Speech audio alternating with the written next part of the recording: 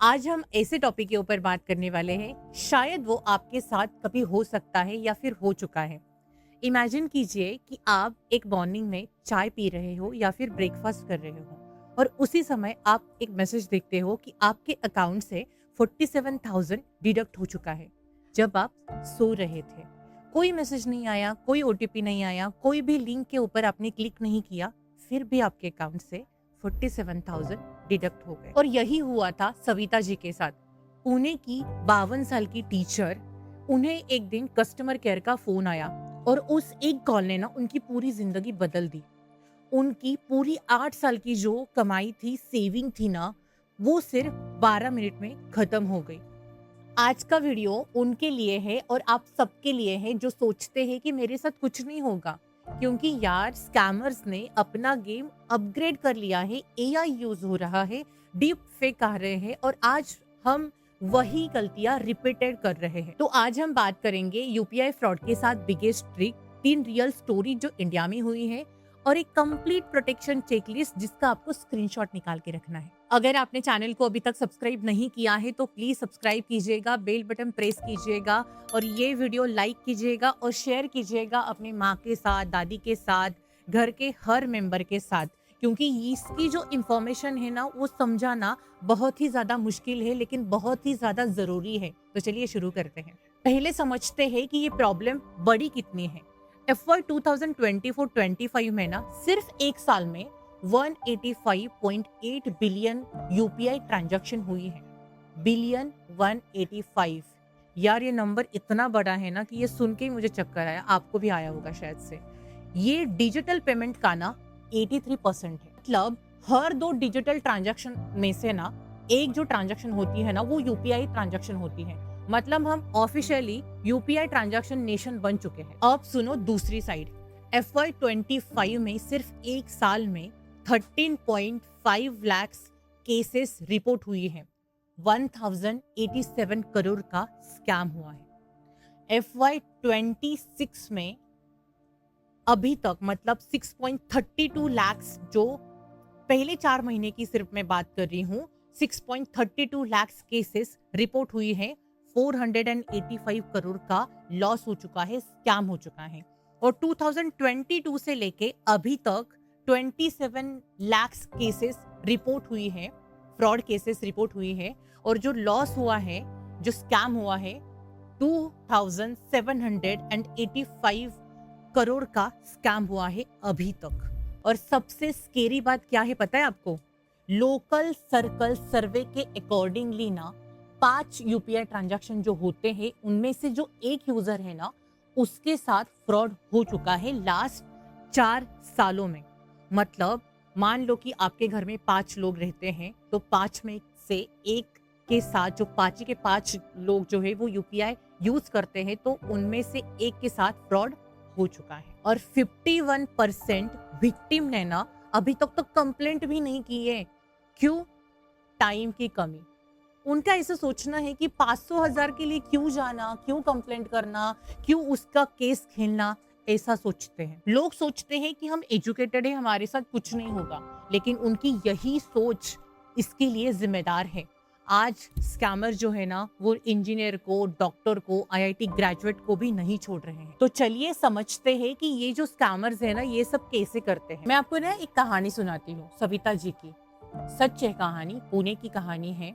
52 साल की सविता जी टीचर है पुणे के एक स्कूल में।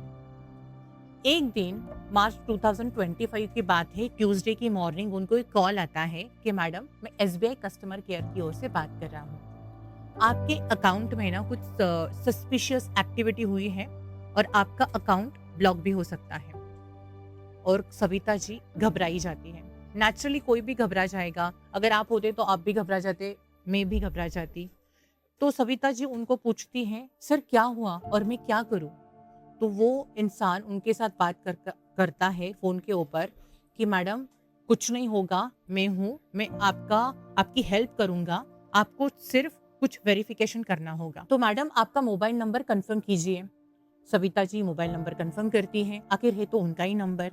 और उसके बाद वो इंसान बोलता है कि मैडम अभी आपको एक ओटीपी आएगा, वो आपको सेंड करना है, हमें शेयर करना है। एंड उसके बाद हम आपका अकाउंट सिक्योर कर सकते हैं। और यहाँ पे आपको रुकना होगा। OTP, वन टाइम पासवर्ड, ये चीज ना सिर्फ आपके और आपके लिए होती है।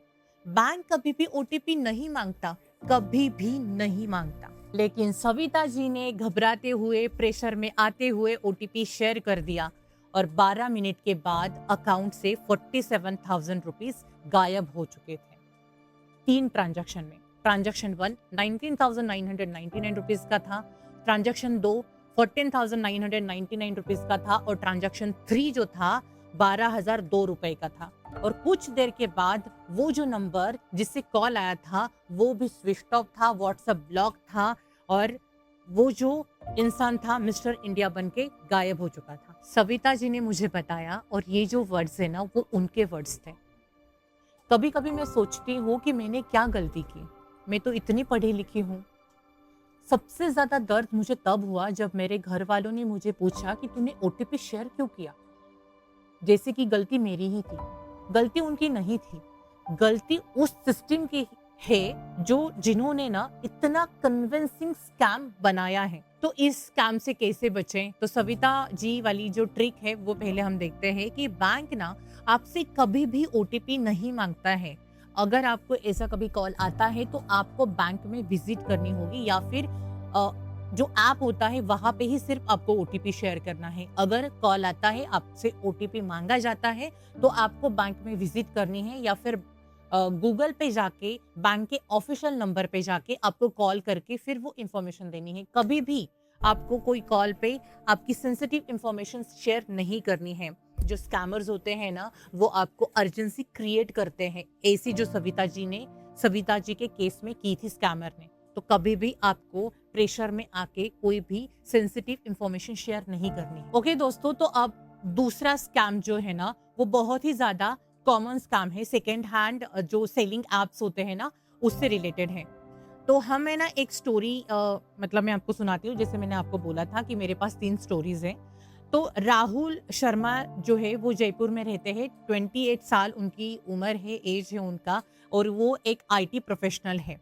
ओके, तो उनके पास एक पुरानी साइकिल थी तो उनको वो बेचनी थी। OLX पे उन्होंने डाल दिया 4,500 में। एक बायर का मैसेज आता है उनको कि मुझे आपकी साइकिल खरीदनी है, मैं आर्मी में हूँ, पुणे में पोस्टेड हूँ और मैं आपको एक स्कैनर आप सिर्फ भेज देना मुझे, मैं आपको पेमेंट कर दूंगा। उनको राहुल को स्कैनर आता है और मैसेज भी आता है, पॉपअप आता है कि 4,500 रिसीव करके, और एक पिन उनको डालनी होती है, एंटर करना होता है, पिन एंटर करना होता है, वो डाल देते हैं और अकाउंट से 4,500 गायब, आते हैं जाते हैं। और यही है QR कोड का स्कैम। हमेशा याद रखिए जब आप पेमेंट रिसीव करते हो ना तो आपको कोई भी QR के ऊपर पिन जो है वो नहीं मांगता है, ये स्कैम होता है। तो जब भी कभी आप पेमेंट रिसीव करते हो और आपको पिन एंटर करने के लिए बोला जाता है तो वो आपसे पैसे ले रहा है। अब इस काम का ना एक एडवांस वर्जन भी देखते हैं आर्मी ऑफिसर के एंगल से। स्कैमर हमेशा ना आर्मी ऑफिसर के नाम से ही बात करते हैं क्योंकि उनके ऊपर ट्रस्ट होता है। और पुणे का पोस्टिंग इस केस में हुआ, मतलब बोला गया आर्मी ऑफिसर हूँ और पुणे पोस्टेड हूँ, तो थोड़ा सा बिलीवेबल लगता है ये। और उनकी हमेशा पोस्टिंग होती रहती है तो वेरिफिकेशन का चांस भी नहीं होता है। तो इससे हमें ये सीखना है कि पिन जब भी कभी आप रिसीव करते हो तो आपको एंटर नहीं करनी है। जब आप पेमेंट भेजोगे तभी आपको वो पिन जो बताता है QR, तभी आपको वो डालनी है।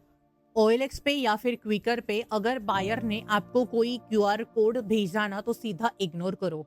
आप सेलर होते हो तो आपके QR कोड के ऊपर ही उसको पेमेंट करना होता है, तो आप QR कोड भेजोगे और वो पेमेंट करेगा। अगर उसने भेजा QR कोड तो आपको कभी भी पेमेंट नहीं करना है, ये आपके साथ धोखा हो रहा है, तो आपको इसको इग्नोर करना है। सो दोस्तों, अब हम है ना UPI स्कैम जो है, 7 बिगेस्ट स्कैम जो है वो इंडिया में हो रहे हैं 2026 में, वो देखेंगे। तो आपको स्क्रीनशॉट निकाल के रखना है या फिर नोट्स बना के रखने हैं क्योंकि आपके बहुत ज्यादा काम आने वाले। Scam number 1, fake payment screenshot और स्क्रीन शेयर स्कैम। ये सिंपल है और बहुत ही ज्यादा कॉमन मिस्टेक है, स्कैम है। कोई ना आपको स्क्रीनशॉट दे देता है, वो तो एडिटेड होता ही है, बोल देता है कि देखो मैंने पेमेंट कर दिया और आप उसको प्रोडक्ट दे देते हो। रूल आपको हमेशा ये याद रखना चाहिए कि आपको हमेशा स्क्रीनशॉट दिखाने के बाद वो पेमेंट आपके बैंक अकाउंट पे ट्रांसफर हुई है क्या, वो आपको चेक करना है, स्क्रीनशॉट प्रूफ नहीं। Scam number 2, UPI collect request fraud. आपको एक नोटिफिकेशन आता है 500 collect request, 500 collect request from Amazon. आप क्लिक करते हो उस लिंक के ऊपर और पिन दे देते हो और 500 गायब। ये ना कलेक्ट रिक्वेस्ट होता है, रिफंड का रिक्वेस्ट नहीं होता है। तो आपको हमेशा ये याद रखना है कि कोई भी अगर कलेक्ट का रिक्वेस्ट आता है तो वो पैसा आपको देना होता है। क्लिक मत करो, अलर्ट रहो। Scam number 3, fake customer care, जो हमने सविता जी के एग्जाम्पल से अभी देखा है कि उनको तो आया था एसबीआई कस्टमर केयर का कॉल, लेकिन आपको आ सकता है अमेजोन से, फ्लिपकार्ट से, एलपीजी कस्टमर केयर से। हमेशा आपको ऑफिशियल वेबसाइट के ऊपर जाके ही जो नंबर है उसके ऊपर ही कांटेक्ट करना है। अगर कोई भी सस्पिशियस एक्टिविटी होती है तो आपको ये चीज करनी है, कभी भी गूगल पे जाके कोई नंबर दिखा और उसके ऊपर कांटेक्ट किया नहीं करना है। लॉटरी और प्राइस का स्कैम। कांग्रेचुलेशन, आपने 50,000 आप जीत चुके हो। सिर्फ आपको इसके लिए 500 का प्रोसेसिंग फी देना है और आप 500 भेज देते हो। लेकिन कभी भी अगर आपको लॉटरी लगती है ना तो आपसे पैसा नहीं लिया जाता है, कभी भी।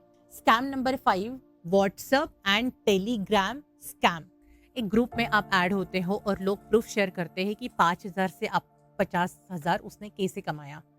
और आपको भी अगर करोड़पति बनना है तो आप मुझे कमेंट में बता सकते हो। ये मैसेज सभी को आया होगा अमिताभ बच्चन जी के रिकॉर्डिंग के साथ, है ना। एक पहली 2-3 इन्वेस्टमेंट से ही आप बहुत कुछ कमा सकते हो और एक बिग अपॉर्चुनिटी आती है, एक बिग अपॉर्चुनिटी आती है और आप बहुत बड़ा इन्वेस्टमेंट कर देते हो। कोलकाता में ना 2024 में एक ओनर के साथ, बिजनेस ओनर के साथ ऐसा ही हुआ था। उसने 50,000 इन्वेस्ट किया और सब कुछ खत्म हो गया। हाई रिटर्न इन्वेस्टमेंट जो होता है ना वो स्कैम होता है। कोई भी लेजिटमेट इन्वेस्टमेंट हाई रिटर्न नहीं हो सकती। Scam number 6, remote access scam. Ma'am मुझे आपकी प्रॉब्लम सॉल्व करने के लिए ना एनीडेस्क या फिर टीम व्यूअर आपके फोन में या फिर आपके पीसी में इंस्टॉल करना पड़ेगा, तो आप इंस्टॉल कर देते हो। जो स्कैमर होता है आपके पीसी का, आपके फोन का पूरा एक्सेस ले लेता है। गूगल यूपीआई ऐप ओपन करता है, एमपिन चेंज करता है और ट्रांसफर करवा के ले लेता है, सब कुछ आपके सामने। कभी भी कोई भी आईटी मेंबर हो, कोई भी स्कैमर हो, कभी भी फोन के ऊपर आपको रिमोट एक्सेस नहीं देना है। यार ये वाला ना 2026 का सबसे डेंजरस स्कैम है, पता है। कोई भी स्कैमर ना आपके भाई का वॉइस क्लोन हो सकता है या फिर आपके बहन का वीडियो फेस डिफेक्ट से आपको ना एक वीडियो आ सकता है कि भाई मुझे ना 15,000 अभी ट्रांसफर कर दो ना, बहुत ही ज्यादा इमरजेंसी है, और आप सेंड कर देते हो, भेज देते हो। आपको नहीं करना है। आपको पहले ना आपके घर में और एक कॉल करो और पूछो कि सच में जरूरत है क्या, और फिर आपको भेजना है। कभी भी ऐसे सिचुएशन में आपको इमरजेंसी डिसीजंस नहीं लेने हैं। आप एक कोड वर्ड आपकी फैमिली के साथ सेट करो इमरजेंसी के लिए और फॉलो करो। अब मैं आपको बताती हूँ एक ऐसे केस के बारे में जो प्रूफ करता है कि सिर्फ आम लोग नहीं, बिजनेसेस भी शिकार होते हैं। सितंबर 2024 में हैदराबाद में एक रिटेल, जानी मानी रिटेल चेन बजाज इलेक्ट्रॉनिक्स, एक गैंग वहां पे जाती है और कुछ जो इलेक्ट्रॉनिक्स आइटम्स है वो देखती हैं, जैसे कि फ्रिज, टीवी, वॉशिंग मशीन, सब कुछ, और यूपीआई से पेमेंट कर देती है और मैसेज दिखाती है कि देखो ट्रांजैक्शन सक्सेसफुल हो गया और गुड्स जो है वो डिलीवर उनको हो जाता है। फिर राजस्थान में बैठा एक आदमी जो रियल पायर था वो कंप्लेंट करता है, बैंक में चार्ज बैक कंप्लेंट करता है कि मैंने ये ट्रांजैक्शन नहीं किया, फ्रॉड था, और बैंक रिवर्स बैक कर देती है वो पेमेंट। गुड्स जा चुके होते हैं। मल्टीपल शोरूम में ये बहुत ही ज्यादा हो चुका है, 4 करोड़ तक आंकड़ा अभी तक पहुंचा है। ये ऑर्गेनाइज्ड साइबर क्राइम है। ये सिर्फ स्कैमर नहीं है, ये एक गैंग है, एक नेटवर्क है, और ये यूपीआई के इंस्टेंट ट्रांसफर फ्यूचर को एक्सप्लॉइट करता है। बिजनेसेस के लिए हाई वैल्यू ट्रांजैक्शन पे ना डिलीवरी कभी भी मत करो, वेट करो सेटलमेंट कंफर्मेशन तक। और कंज्यूमर के लिए ये रिमाइंड होना जरूरी है कि रिपोर्टिंग करना जरूरी है, वरना ये लोग और भी बोल्ड होते जाएंगे। ओके यार, तो अभी पॉजिटिव पार्ट देखते हैं। मैं आपको वो बातें बताऊंगी जो आप यूज कर सकते हो खुद को प्रोटेक्ट करने के लिए। अभी ना सेटिंग में जाके अपना फोन उठाना है आपको और यूपीआई का लिमिट सेट करना है 5,000 से लेके 10,000 तक, जब तक आपको कुछ बड़ा नहीं करना है तब तक। फिर उसके बाद ना आपको सेटिंग ऑप्शन, स्पेंड लिमिट का जो ऑप्शन है वो चूज करना है। गूगल पे पे होता है, फोन पे होता है, सब में होता है। फिर उसके बाद आपको आपके फोन को है ना फिंगरप्रिंट या फिर आपका फेस आईडी हो या फिर स्ट्रॉन्ग वाला पिन आपको सेट करना है। अलग से आपको यूपीआई ऐप के लिए भी स्ट्रॉन्ग ऐप लॉक रखना है। और हमेशा आपको ना सिम का जो एसएमएस जो आता है ना, वो नोटिफिकेशन आपको ऑन रखना है ताकि आपको हर चीज का अपडेट मिल सके। सेकेंड है बिहेवियर। ये तो आपकी हैबिट ही आपको बनाना है। आपको जो ओटीपी होता है किसी के साथ भी आपको शेयर नहीं करना है, चाहे आपके माँ बाप भी क्यों ना हो, और बैंक के साथ तो कभी भी नहीं शेयर करना है। यूपीआई पिन एटीएम पिन जैसा ही होता है, हमेशा आपको प्राइवेट ही रखना है। और पेमेंट के जो ऐप होते हैं ना, ऑफिशियल ऐप पे जाके ही आपको क्लिक करना है। थर्ड पार्टी से कोई भी इंस्टॉल नहीं करना है। कोई भी अगर आपको मैसेज आता है उसमें लिंक होती है click here to get refund, और मैंने अभी बताया था इग्नोर करना है आपको। कभी भी किसी भी लिंक के ऊपर आपको क्लिक नहीं करना है। कोई आपको कॉल करके बोलेगा कि सर एनीडेक्स इंस्टॉल करो या फिर टीम व्यूअर इंस्टॉल करो, रिमोट एक्सेस होते हैं, इग्नोर करो। नेक्स्ट होता है वेरिफिकेशन। पहले चेक और फिर आपको पे करना है। किसी अननोन को पैसे ट्रांसफर करने से पहले यूपीआई आईडी पहले वेरीफाई करो। पहले ₹1 का ट्रांजैक्शन करो और चेक करो कि वो रियल है क्या फेक है। सेलर का नाम क्यूआर कोड स्कैन करने के बाद चेक करो सही है क्या नहीं। कोई अगर आपको बैंक से कॉल कर रहा है ना, तो हैंग अप कर दो वो कॉल और आप खुद कॉल करो बैंक के ऑफिशियल वेबसाइट के ऊपर जाके या फिर बिल के ऊपर देख के उसको कॉल करो। नेक्स्ट है फैमिली प्रोटेक्शन। आपके घर के जो बड़े लोग हैं ना, माँ बाप, नानी, दादा, दादी, इनको ना ये वीडियो दिखाओ। और कोई भी अगर अननोन ऐप उनके फोन में है ना, तो वो पहले चेक करो। और पैसों के लिए ना, पैसे भेजने के लिए या फिर रिसीव करने के लिए अपने फैमिली में एक कोड वर्ड सेट करो, और उसके बाद ही आपको अगर कुछ पैसा सेंड करना है, रिसीव करना है, तो वो कर सकते हो आप। बच्चों को भी ना इसका आपको नॉलेज देना है, इसके बारे में आपको बताना है, क्योंकि वो जो गेम वगैरह खेलते हैं उसमें भी बहुत सारे स्कैम अभी हो रहे हैं। अगर आपके साथ कोई फ्रॉड हो जाता है तो आपको तुरंत ये 5 स्टेप फॉलो करनी है। स्टेप नंबर 1, अगर फ्रॉड हो जाता है तो बैंक को तुरंत कॉल करना है। 30 सेकंड के अंदर कॉल करना है और आपके जो अकाउंट है वो फ्रीज करके लेने हैं, ब्लॉक करवा के लेने हैं। स्टेप नंबर 2, आपको साइबर क्राइम हेल्पलाइन नंबर के ऊपर कॉल करना है। 1930 24/7 आपके लिए अवेलेबल है। स्टेप नंबर 3, आपको cybercrime.gov.in पे जाके कंप्लेंट दर्ज करनी है, जितनी जल्दी हो सके उतनी जल्दी। स्टेप नंबर 4, आपको नियर बाय पुलिस स्टेशन में जाके कंप्लेंट करनी है, एफआईआर करना है अगेंस्ट साइबर फ्रॉड। और स्टेप नंबर 5, अपने जो डिजिटल पेमेंट ऐप है उनके थ्रू भी आप फ्रॉड कंप्लेंट दर्ज कर सकते हो। वहां पे ऑप्शन होता है। सिर्फ हमारी रिस्पॉन्सिबिलिटी नहीं है, हमारी जिम्मेदारी नहीं है, सरकार सिस्टम भी लड़ रही है, अलग अलग कैंपेन ला रही है और इस फ्रॉड एजुकेशन के बारे में एजुकेट कर रही है। मैंने सोचा कि आपको एक क्विक अपडेट दे दूं कि गवर्नमेंट और आरबीआई इस प्रॉब्लम के ऊपर क्या कर रही है। आरबीआई ने एक डिजिटल पेमेंट इंटेलिजेंस प्लेटफॉर्म बनाने के लिए ना एक प्लान अनाउंस किया है रियल टाइम डिटेक्शन के लिए। एनपीसीआई ने ना AI based monitoring platform launch किए हैं जो सस्पिशियस ट्रांजैक्शन फ्लैग करते हैं। और गवर्नमेंट ने ना 7.81 लाख सिम कार्ड्स ब्लॉक किए हैं जो फ्रॉड से लिंक थे 2025 के डेटा तक।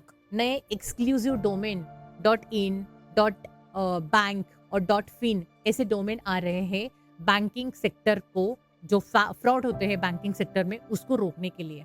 और साइबर क्राइम हेल्पलाइन नंबर जो है ना 1930, ये 24/7 अवेलेबल है साइबर फ्रॉड जो होते हैं उसको रोकने के लिए। ये तो सब अच्छी बातें हैं, लेकिन ultimately first line of defence हम हैं। हमारी अवेयरनेस ही सबसे बड़ा वेपन है। मैं जानती हूँ कि ये वीडियो काफी हेवी था, बहुत सारी इंफॉर्मेशन थी, लेकिन मैं चाहती थी कि आपके साथ ये सब कुछ पहुंचे। Thanks to actually Savita ji जिन्होंने परमिशन दी उनकी स्टोरी शेयर करने के लिए। वो चाहती थी कि उनका जो एक्सपीरियंस है, उन्होंने जैसा महसूस किया कभी किसी के साथ वो ना हो, इसीलिए थैंक्स टू सविता जी। तो प्लीज ये वीडियो सबके साथ शेयर करो, अपने माँ के साथ, अपनी दादी के साथ, अपने पापा के साथ, जो ये सब इंफॉर्मेशन नहीं समझते हैं, अपने दोस्त के साथ जिसने अभी यूपीआई ऐप खोला है और ट्रांजैक्शन स्टार्ट किए हैं, सबके साथ ये वीडियो शेयर करो। एक शेयर से जिंदगी बदलती है सच में। और कमेंट में ना मुझे जरूर बताना कि कभी भी ऐसा आपके साथ कोई भी स्कैम हुआ है या फिर दूसरा कोई स्कैम हुआ है। आप मुझे बता देना, क्योंकि हम एक दूसरे से तो सीखेंगे। मैं हूं पूनम और ये था आज का episode. Stay smart, stay aware और अपना यूपीआई ट्रांजैक्शन अभी सेट कर लो।